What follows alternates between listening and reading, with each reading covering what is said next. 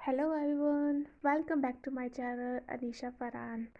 ये है प्रोकैरियोट्स और यूकैरियोट्स के बीच का डिफरेंस। मुझे ये यूज़फुल लगा आपके लिए, तो मैंने ये फ़ोटो लगा दी। मुझे लगा कि आपके ये काम आएगी, क्योंकि मैंने प्रोकैरियोट्स और यूकैरियोट्स का बहुत बार नाम लिया है अपनी वीडियोस के अंदर। ठीक है, तो आज की ये जो लास्ट इंट्रोडक्शन होने वाला है बायोलॉजी का, तो बिना किसी देरी के हम लोग शुरू करते हैं। आज की वीडियो शुरू करते हैं। आज की वीडियो में आज शायद ये लास्ट इंट्रोडक्शन होगा बायोलॉजी का। इसके बाद में मैं चैप्टर्स स्टार्ट करूँगी धीरे धीरे कि फर्स्ट चैप्टर कौन सा होगा, सेकंड चैप्टर कौन सा होगा, वो मैं आपको सारा शेड्यूल बता दूँगी।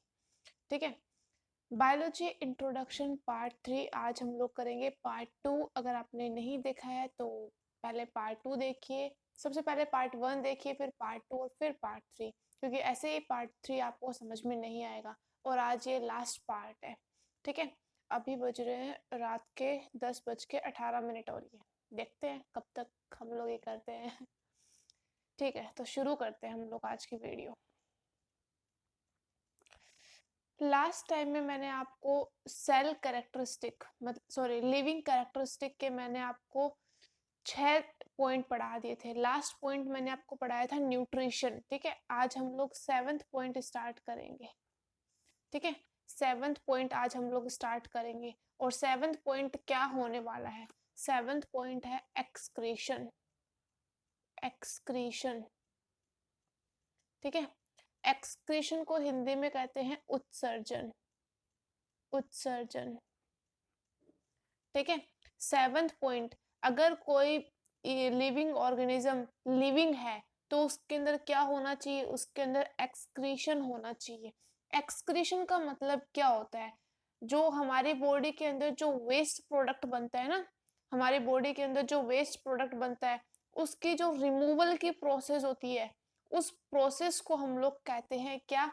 एक्सक्रीशन या फिर उत्सर्जन। ठीक है, मतलब जो अपशिष्ट पदार्थ होते हैं ना, अपशिष्ट पदार्थ को बाहर निकालना, दैट इज कॉल्ड उत्सर्जन या फिर एक्सक्रीशन।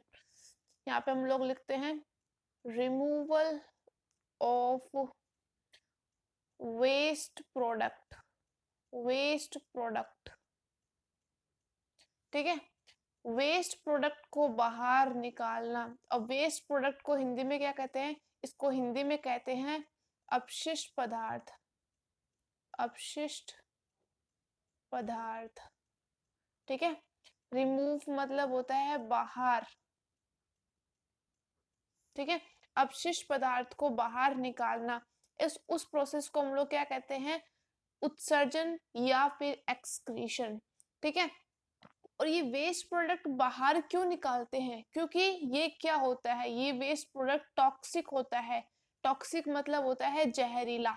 ठीक है, अगर ये वेस्ट प्रोडक्ट हमारी बॉडी के अंदर रहा तो हमें बहुत सारी बीमारियां हो सकती हैं। ठीक है, हमें बहुत सारी बीमारियां हो सकती हैं। ठीक है, इसीलिए इस वेस्ट प्रोडक्ट को बाहर निकालना बहुत ज़रूरी होता है।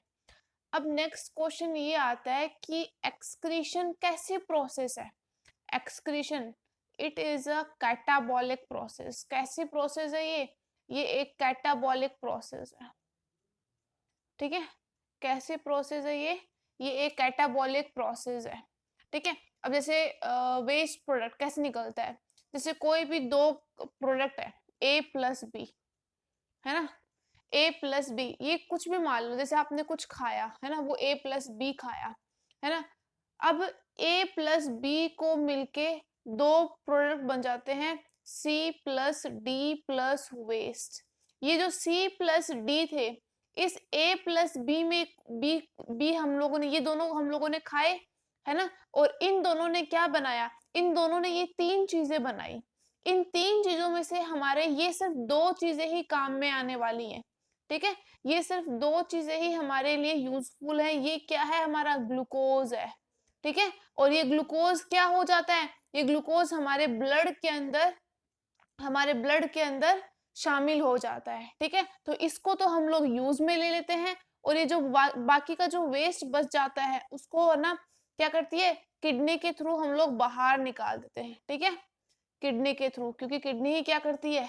किडनी हमारा ब्लड फिल्टर करती है ना, तो ब्लड में वो जो C+D वाला जो प्रोडक्ट होता है वो तो जाने देती है, और जो ये वेस्ट होता है उसको अपने पास रख लेती है। जैसे हम लोग चाय में सॉरी छलनी में हम लोग चाय छानते हैं, है ना?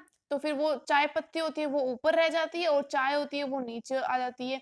तो मतलब जो वेस्ट प्रोडक्ट था वो क्या हो गया, वो हमारी चाय पत्ती हो गई, जो हमें चाय पीनी है वो हमारे लिए यूजफुल है। ठीक है, इस तरह से है, आप ऐसे कंपैरिजन करके देखो।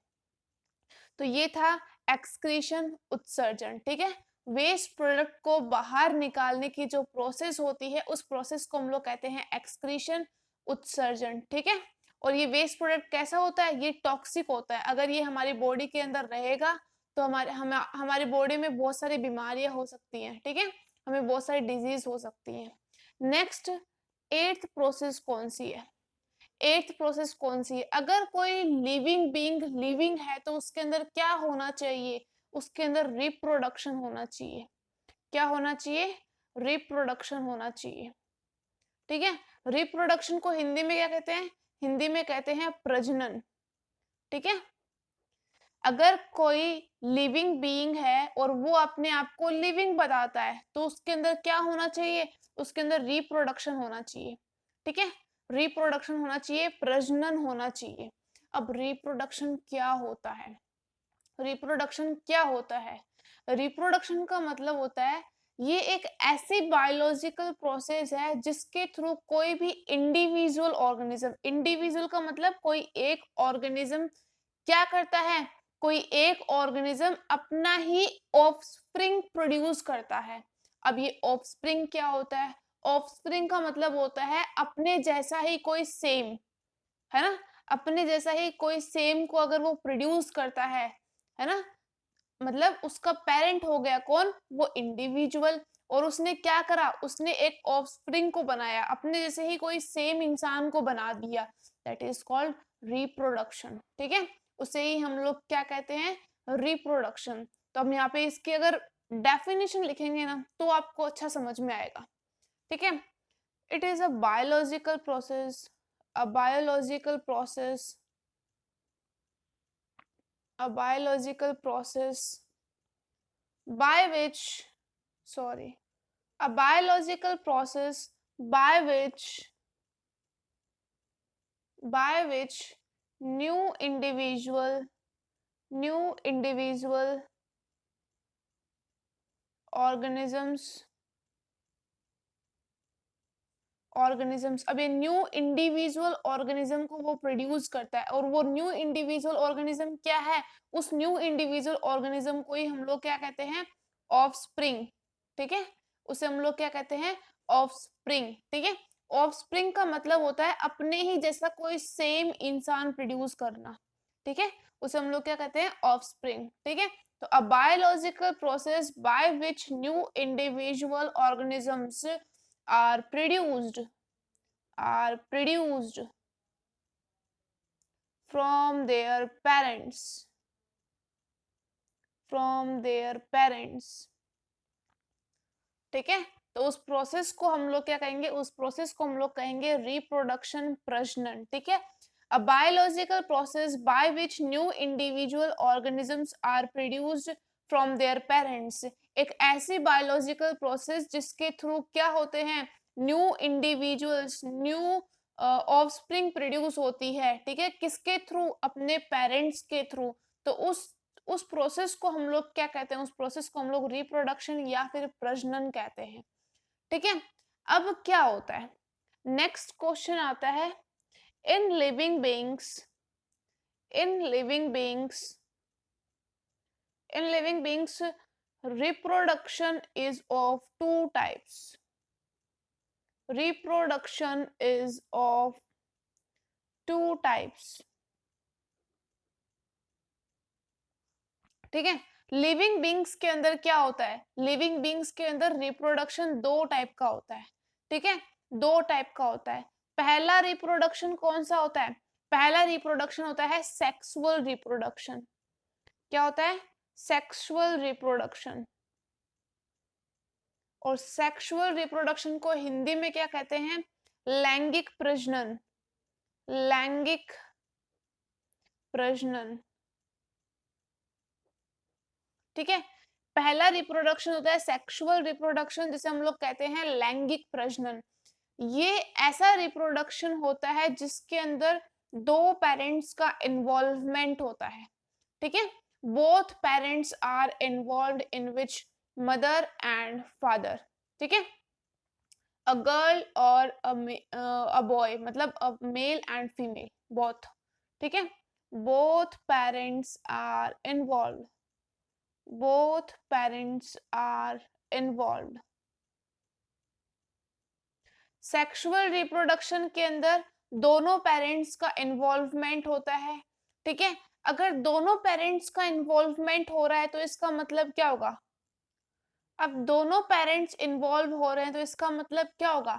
जैसे कि मैं आपको समझाती हूँ, यहाँ पे कोई मदर है यहाँ पे, और यहाँ पे कोई फादर है, ठीक है। मदर का गैमिट क्या होता है? ओवा, जिसे हम लोग ओवम भी बोल सकते हैं, एग भी बोल सकते हैं, कुछ भी बोल सकते हो आप, ठीक है। और फादर का क्या होता है? स्पर्म, ठीक है। जब ये ओवा और स्पर्म दोनों मीट होते हैं एक जगह पे, यहाँ पे क्या हो गई? ये मीट हो गई, मीटिंग, ठीक है। दोनों क्या हो गए? एक जगह पे आ गए। अब क्या होगा? ये वाला जो स्पर्म होता है ये ओवा को क्या करता है? ये ओवा का फ्यूजन करता है, ठीक है। ओवा को ब्लास्ट करता है, एक तरह से हम लोग बोल सकते हैं, ठीक है। तो ओवा और स्पर्म का क्या होता है?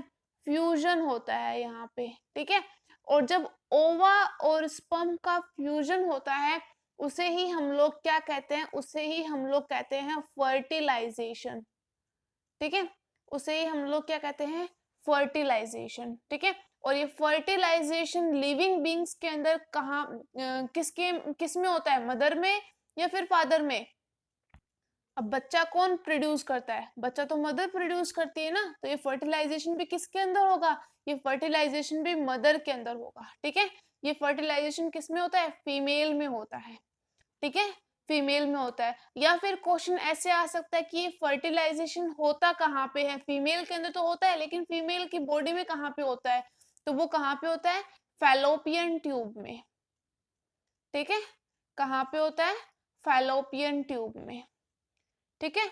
ओवा और स्पर्म का जो फ्यूजन होता है ना, उसमें ही क्या होता है? उसमें ही गैमेट फॉर्मेशन, मतलब गैमेट्स बन गए ना हम दोनों के यहाँ पे, है ना। जैसे ही फ्यूजन हुआ तो उसे हम लोग क्या कहेंगे? फर्टिलाइजेशन हो चुका है। और ये फर्टिलाइजेशन फीमेल में होता है, और फीमेल में कहाँ पे होता है? फैलोपियन ट्यूब में होता है, ठीक है। तो ये था सेक्सुअल रिप्रोडक्शन के बारे में। पहला तो बोथ पेरेंट्स इन्वॉल्व हो गए। दूसरा पॉइंट मैं यहाँ पे क्या लिख सकती हूँ? दूसरा पॉइंट ये है कि गैमेट्स की क्या हो रही है? फॉर्मेशन हो रही है, ठीक है। गैमेट फॉर्मेशन हो रहा है। हम लोगों ने देखा ना, यहाँ पे ओवा बना, यहाँ पे क्या बना? स्पर्म बना। ये ओवा और स्पर्म क्या है? गैमेट है ना। ओवा किसका गैमेट है? फीमेल का गैमेट है। और स्पर्म किसका गैमेट है? मेल का गैमेट है, ठीक है। तो यहाँ पे क्या हुआ? यहाँ पे गैमेट फॉर्मेशन होती है। यहाँ पे क्या होती है? यहाँ पे गैमेट फॉर्मेशन होती है, ठीक है, सेक्सुअल रिप्रोडक्शन के अंदर, ठीक है। नेक्स्ट पॉइंट क्या होता है? नेक्स्ट पॉइंट ये है कि इन्वॉल्वमेंट ऑफ रिप्रोडक्टिव ऑर्गन्स। यहाँ पे क्या होती है? रिप्रोडक्टिव ऑर्गन्स की क्या होती है? इन्वॉल्वमेंट होती है। वो भी मैं आपको समझाऊंगी, पहले हम लोग लिख देते हैं। इन्वॉल्वमेंट ऑफ रिप्रोडक्टिव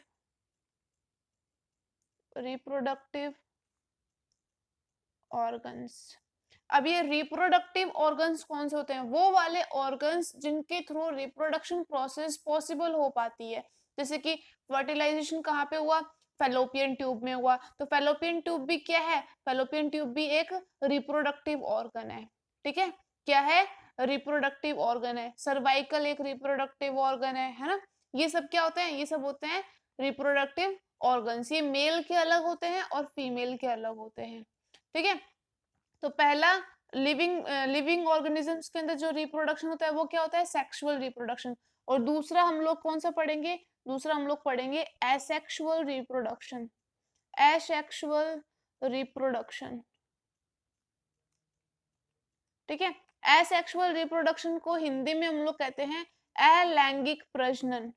अलैंगिक प्रजनन हिंदी लिखने में काफी जोर आता है, पता नहीं क्यों। ठीक है, एसेक्सुअल रिप्रोडक्शन, अलैंगिक प्रजनन। ठीक है, एसेक्सुअल रिप्रोडक्शन क्या होता है? एसेक्सुअल रिप्रोडक्शन में सिर्फ एक पेरेंट इन्वॉल्व होता है, लेकिन सेक्सुअल रिप्रोडक्शन में हम लोगों ने क्या पढ़ा था? Both parents are involved.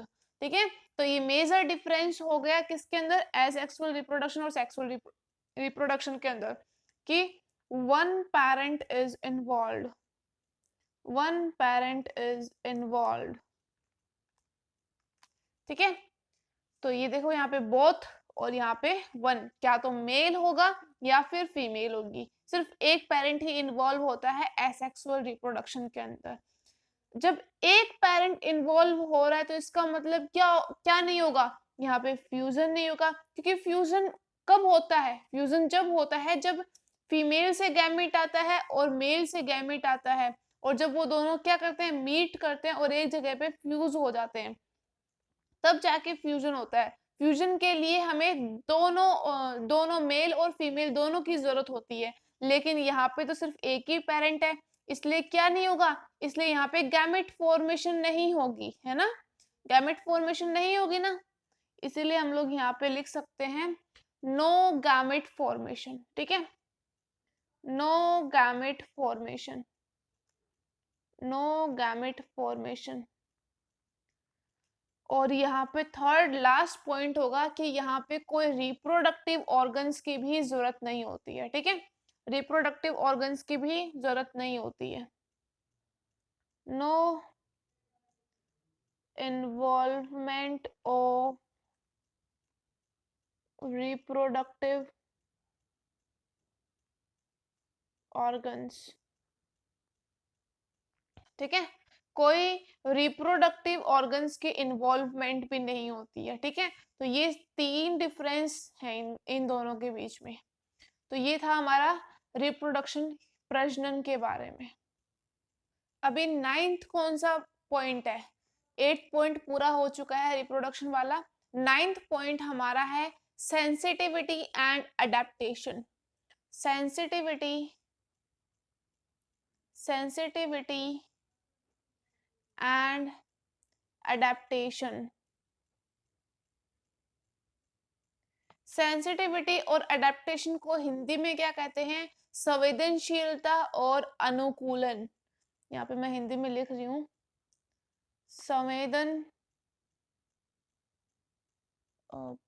मुझे लिखना भी नहीं आ रहा ढंग से। संवेदनशीलता और अनुकूलन, अनुकूलन। ठीक है, आप देख लेना मैंने सही लिखा है या नहीं लिखा। ठीक है, शायद ऐसे ही लिखते हैं मेरे अकॉर्डिंग तो। सेंसिटिविटी एंड अडेप्टेशन, इसे हिंदी में कहते हैं संवेदनशीलता और अनुकूलन। अगर कोई लिविंग ऑर्गेनिज्म है, ठीक है, अगर कोई लिविंग ऑर्गेनिज्म है तो उसके अंदर क्या होना चाहिए? उसके अंदर सेंसिटिविटी होनी चाहिए, उसके अंदर अडेप्टेशन होना चाहिए। सेंसिटिविटी का मतलब क्या होता है?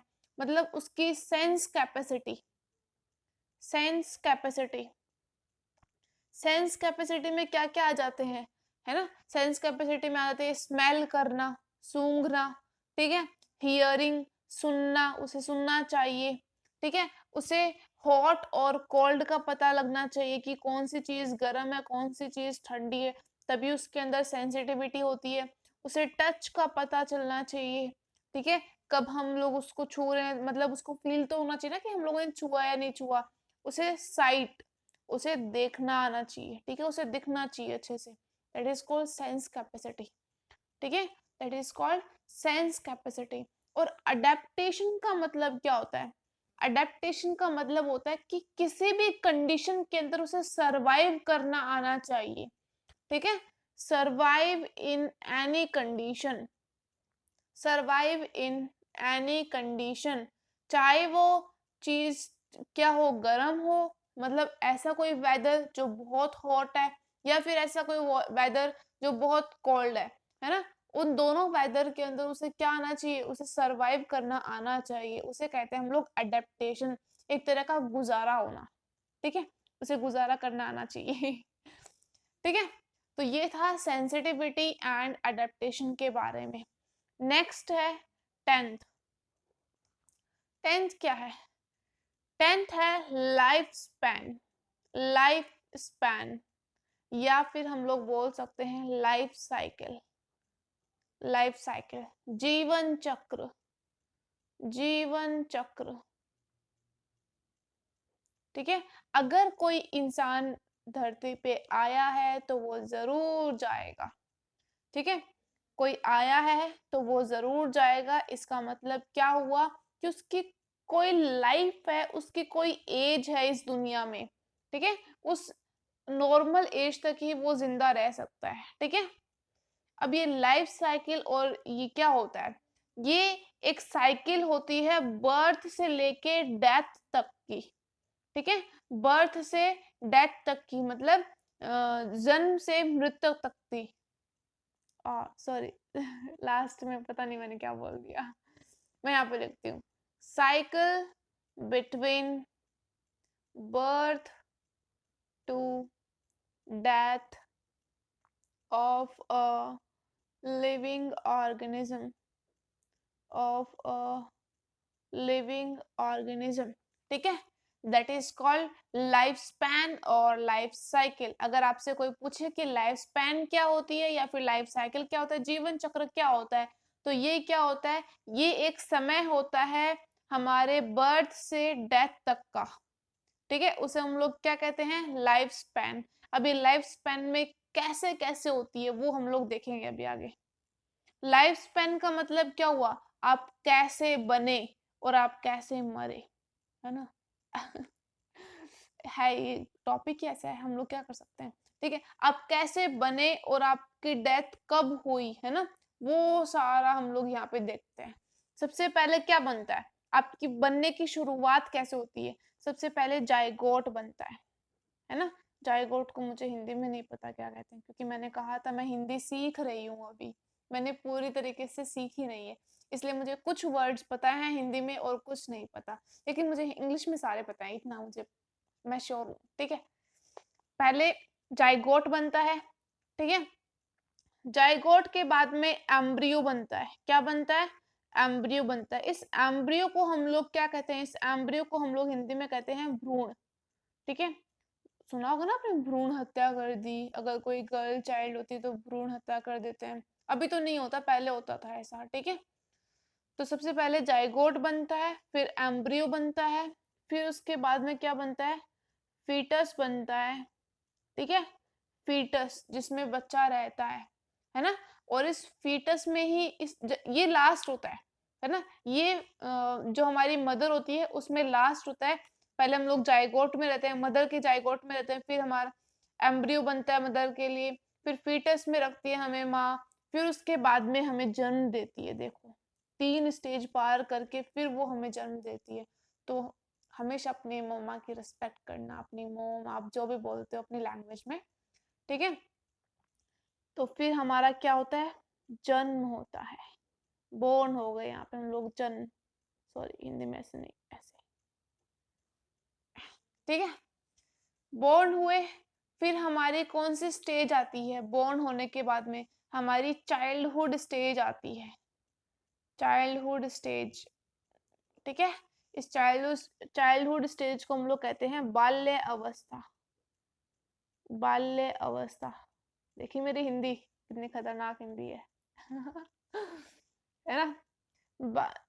चाइल्डहुड स्टेज आती है, चाइल्डहुड, मेरे को हंसी आ रही है चाइल्डहुड स्टेज के बाद में अडल्ट हो जाते हैं हम लोग। अडल्ट मतलब ये होती है किशोर अवस्था, प्यूबर्टी एज, या फिर जिसे हम लोग एडोलेसेंस एज भी बोल सकते हैं, ठीक है। ये क्या होती है, किशोर अवस्था, किशोर अवस्था, है ना। इसे ही हम लोग प्यूबर्टी एज, जवान एज जिसे हम लोग बोलते हैं, ठीक है। उसके बाद में हमारा बुढ़ापा आ जाता है उसके बाद में हम लोग ओल्ड एज के अंदर आ जाते हैं। इस ओल्ड एज को हम लोग क्या कहते हैं, बुढ़ापा, ठीक है। ओल्ड एज के अंदर आ गए। ओल्ड एज हमारी लास्ट स्टेज होती है, इसके बाद में हमारी डेथ, निपटारा हो जाता है, मृत्यु। ओ ये ऐसा नहीं, ठीक है। सबसे पहले हमारा जाइगोट हुआ, फिर एम्ब्रियो हुआ, फिर फीटस हुआ। ठीक है। आपकी लाइफ स्पेन के देखो 3 स्टेज तो आपकी माँ ही झेलती है ना। बोर्न, फिर आपको बोर्न करती है, तो सोचो आपकी माँ की कितनी इम्पोर्टेंस होती है हमारे लाइफ में। ठीक है। इसीलिए हमारे मॉम डैड की हमेशा रिस्पेक्ट करनी चाहिए हमें। ठीक है। उनको कभी ऐसा फील मत कराना कि वो आपकी वजह से परेशान हो, वो आपकी वजह से दुखी हो। ठीक है। क्योंकि पूरी जिंदगी वो सिर्फ जो कुछ भी करते हैं वो आपके लिए करते हैं। तो जैसे आपको पता चल गया होगा, ये 3 स्टेज पार करना काफी दर्दनाक होती है। ठीक है। तो सबसे पहले जाइगोट, फिर एम्ब्रियो, फिर फीटस, फिर बोर्न होता है, फिर चाइल्डहुड स्टेज आती है बाल्यावस्था, फिर अडल्ट स्टेज आती है किशोर अवस्था, फिर ओल्ड एज आती है बुढ़ापा, फिर हमारी डेथ हो जाती है मृत्यु। ठीक है। तो ये थी हमारी क्या इंट्रोडक्शन की वीडियो, और आज इंट्रोडक्शन पूरा कंप्लीट हो चुका है। सो कॉन्ग्रेचुलेशंस। मैं खुद को भी कॉन्ग्रेचुलेट कर देती हूँ। ठीक है। तो अभी क्या होगा, अभी हम लोगों ने क्या पढ़ा है, हम लोगों ने वो वाली चीजें पढ़ी हैं जिसके थ्रू हम लोग क्या बोल सकते हैं कि कोई चीज क्या है, कोई चीज लिविंग है। ठीक है। कोई चीज क्या है, लिविंग है। एक बार रिकॉल कराऊं आपको वो सारी चीजें, मैं करवा देती हूँ। चलो मैं यहाँ पे रिकॉल करा देती हूँ। सबसे पहले स्टेज थी कि किसी लिविंग बीइंग के अंदर क्या होनी चाहिए, सेल होनी चाहिए, कोशिका होनी चाहिए, है ना। दूसरी स्टेज क्या थी, दूसरी स्टेज उस सेल के अंदर प्रोटोप्लाज्म होना चाहिए, है ना। प्रोटोप्लाज्म होना चाहिए। प्रोटोप्लाज्म को हम हिंदी में क्या कहते हैं, जीव द्रव्य। ठीक है। तीसरी स्टेज क्या थी, उसके अंदर मेटाबॉलिज्म होना चाहिए, मेटाबॉलिज्म होना चाहिए। मेटाबॉलिज्म का मतलब क्या होता है, उपापचयन, उपापचयन। ठीक है। पहला सेल होना चाहिए किसी लिविंग ऑर्गेनिज्म में, फिर उसके बाद में उसके अंदर प्रोटोप्लाज्म होना चाहिए, फिर मेटाबॉलिज्म की प्रोसेस होनी चाहिए उसकी बॉडी के अंदर, उपापचयन होना चाहिए। चौथी क्या है, उस बॉडी का ग्रोथ एंड डेवलपमेंट होना चाहिए, ग्रोथ एंड डेवलपमेंट। ठीक है। फिर पांचवा पॉइंट क्या है, उसके अंदर रेस्पिरेशन होना चाहिए। रेस्पिरेशन को हिंदी में क्या कहते हैं, रेस्पिरेशन को हिंदी में कहते हैं श्वसन की प्रक्रिया होनी चाहिए उसके अंदर। ठीक है। नेक्स्ट सिक्स्थ कौन सी है, सिक्स्थ है उसके अंदर न्यूट्रिशन होना चाहिए। ठीक है। पोषण, पोषण उसके अंदर लेना चाहिए उसको। सेवंथ क्या है, सेवंथ है एक्सक्रीशन, जो कि हम लोगों ने आज ही पढ़ा है। एक्सक्रीशन का मतलब होता है उत्सर्जन, उत्सर्जन। एट्थ वाली प्रोसेस कौन सी है, रिप्रोडक्शन। रिप्रोडक्शन को हिंदी में क्या कहते हैं, हिंदी में कहते हैं इसको प्रजनन। ठीक है। हिंदी में कहते हैं प्रजनन। नाइन्थ प्रोसेस कौन सी है, sensitivity, sensitivity and adaptation, and adaptation. और टेंथ प्रोसेस कौन सी है, लाइफ साइकिल, लाइफ साइकिल। ठीक है। अगर कोई लिविंग ऑर्गेनिज्म है, ये क्या है, मैं यहाँ पे लिख देती हूँ साइड में, कैरेक्टरिस्टिक ऑफ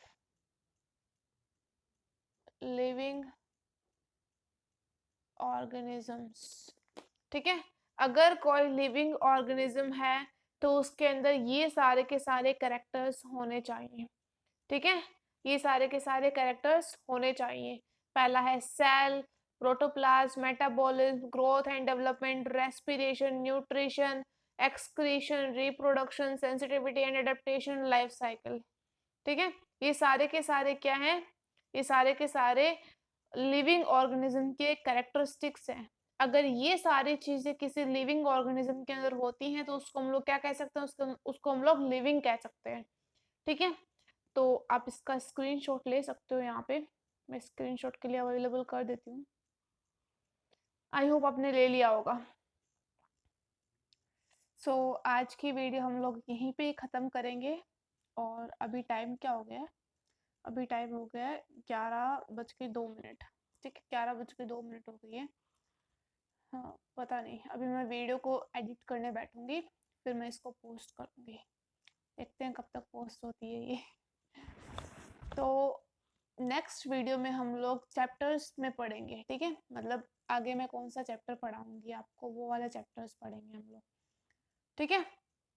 तो आज की वीडियो हम लोग यहीं पे स्टॉप करते हैं। और हाँ, आजकल कोरोना से ज़्यादा डेंगू फैल रहा है, तो अपना ध्यान रखिएगा प्लीज़। और जिस अभी मौसम भी चेंज हो रहा है, गर्मियों से सर्दियाँ आ रही हैं, तो भी अपना ध्यान रखिएगा, ठीक है।